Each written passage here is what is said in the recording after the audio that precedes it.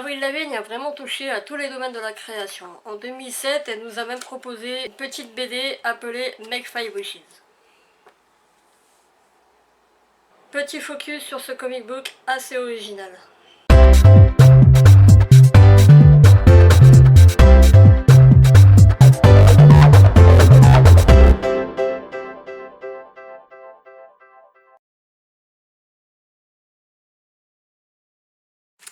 Make 5 Wishes, c'est tout simplement un comic book qui est sorti en 2 volumes et qui est sorti en 2007 aux éditions Del Rey.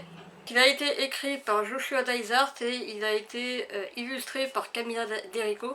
Très clairement, le public visé par cette petite BD, c'est le public adolescent.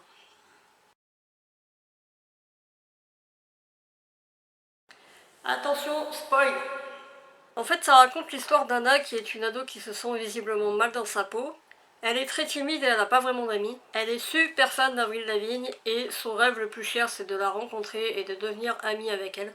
Dans sa réalité, quand elle rentre chez elle le soir après l'école, elle se réfugie dans la musique pour pas entendre ses parents qui s'engueulent. En fait, elle se crée carrément une bulle dans laquelle elle s'imagine être avec Avril Lavigne et à lui parler comme une amie en fait. Bref, jusque-là, c'est une classique histoire d'ado, mais une très bonne histoire écrite parce que beaucoup d'ados se reconnaissent dans cette histoire. Et je vous montre mon passage préféré.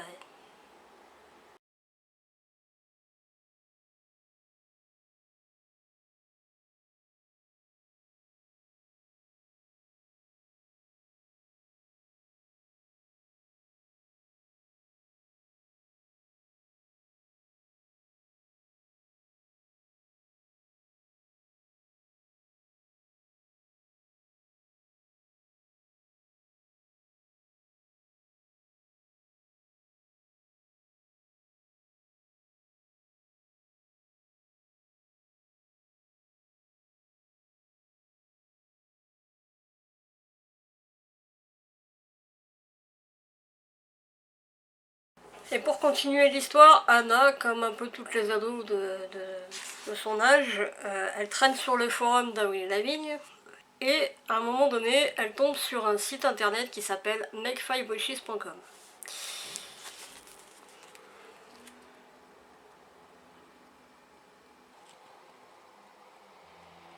Elle est intriguée par ce site internet et elle est toujours autant dans sa bulle. Et il y a un moment donné où sa mère, elle va réagir, elle va essayer alors de discuter avec sa fille. Parce que en fait, elle s'inquiète vraiment de sa solitude. Elle voit qu'elle n'a pas d'amis, donc elle s'inquiète. Et en fait, dans l'histoire, la seule personne à qui parle Anna, c'est son Avril imaginaire. C'est un peu un alter ego ou un espèce d'ange gardien dans l'histoire. Son père, lui, plutôt, il sent que c'est pas qu'une question de timidité, il sent qu'il y a quelque chose de plus profond que ça, et lui, il pense que, en fait, Anna, elle a peur de la vie, tout simplement. Ce qui peut être le cas pour beaucoup d'ados, d'ailleurs. Et quand il a cette discussion avec sa fille, Anna, elle préfère se réfugier, fuir sa réalité et se réfugier dans la musique d'Avril, qui est d'ailleurs la seule chose qui peut la consoler. Après quelques jours, elle retombe sur le site de make5wishes.com, qui propose en fait de faire 5 vœux.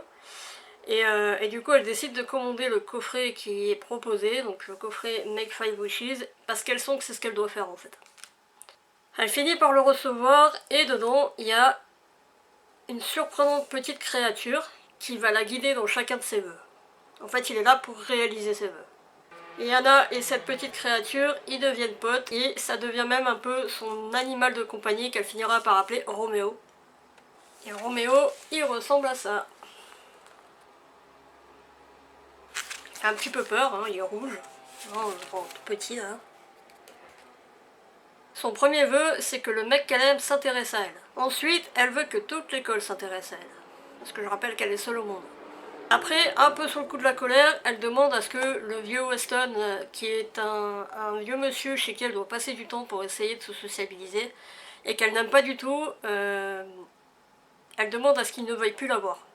Finalement, elle veut changer d'avis pour ce vœu-là, mais malheureusement, elle a fait son vœu, elle a cassé la corne du petit monstre, et c'est trop tard. Après quoi, le vieux Weston, il tombe gravement malade, subitement, il perd la mémoire, et il reconnaît plus Anna. Et en fait, c'est la créature Roméo qui est responsable de tout ça. Il a provoqué ça pour réaliser le troisième vœu de Anna, qui était de se faire oublier de Monsieur Weston. C'est assez violent quand même, hein. Et du coup, il ne lui reste plus que 2 vœux à faire.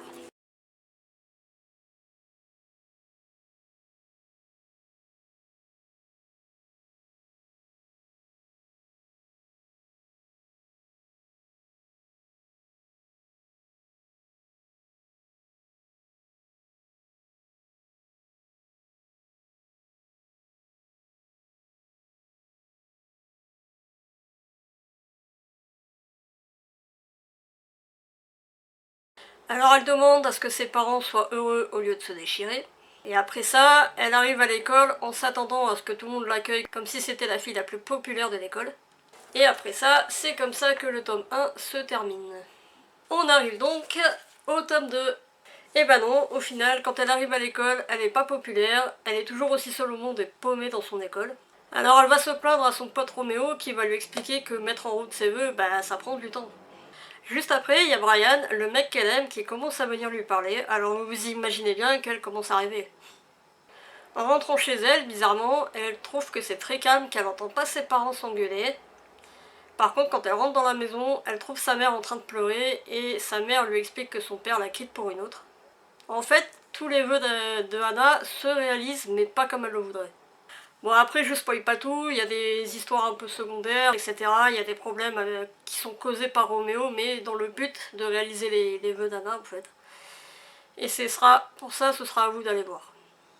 Bref, ensuite, il y a une explosion dans l'école qui provoque toute la sympathie de l'école entière pour Hana et aussi du personnel de l'hôpital. Et elle, tout ce qu'elle a envie à ce moment-là, c'est de voir son Avril imaginaire et de pouvoir parler avec elle. En attendant, elle va essayer de revoir Monsieur Weston pour essayer de lui parler, mais il va pas mieux du tout. Et finalement, pour essayer d'échapper à tout ce bordel, elle va se réfugier, une fois n'est pas coutume, dans la musique d'Avril. Elle retourne dans sa bulle pour essayer de recommuniquer avec son Avril imaginaire, mais son Avril imaginaire n'apparaît pas.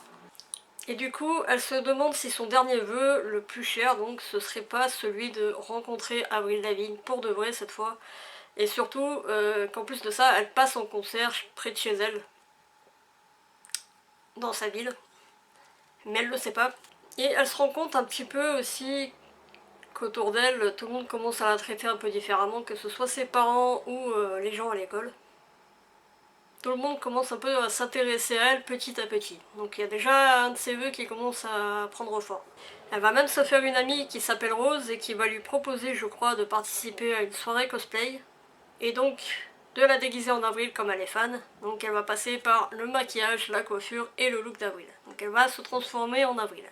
Et du coup, Hana, quand elle se voit dans le miroir déguisée en Avril, elle a l'impression que c'est encore un coup tordu de Roméo et qu'en fait son dernier vœu, il est là, devant ses yeux en fait. Alors du coup elle est un peu dépitée, mais elle décide quand même d'aller à la soirée avec son amie, sans savoir qu'il y a une surprise qui l'attend là-bas, à savoir Avril en concert. Mais c'est une surprise qu'elle ne verra jamais parce qu'elle décide, attention spoil, de mettre fin à ses jours. Voilà, donc j'espère que j'ai pas trop plombé l'ambiance pour la fin de cette vidéo, mais en gros cette histoire, quand on est ado, elle prend un peu aux tripes. Il faut jamais renoncer à ses rêves et y croire jusqu'au bout sous peine de passer juste à côté. C'est un peu la morale de cette histoire. Et surtout, si vous aimez Avril et que vous traversez une période sombre, accrochez-vous à sa musique. Parce que pensez aussi que si elle est encore là aujourd'hui, c'est aussi un peu pour nous et un peu grâce à nous, ses fans. Alors soyez forts. C'est tout pour ce Avril Lavigne Story, j'espère qu'il vous aura plu. Et pas trop spoilé, mais bon, vous étiez prévenus. Et on se retrouve samedi prochain pour une nouvelle vidéo sur Avril Lavigne. Ciao!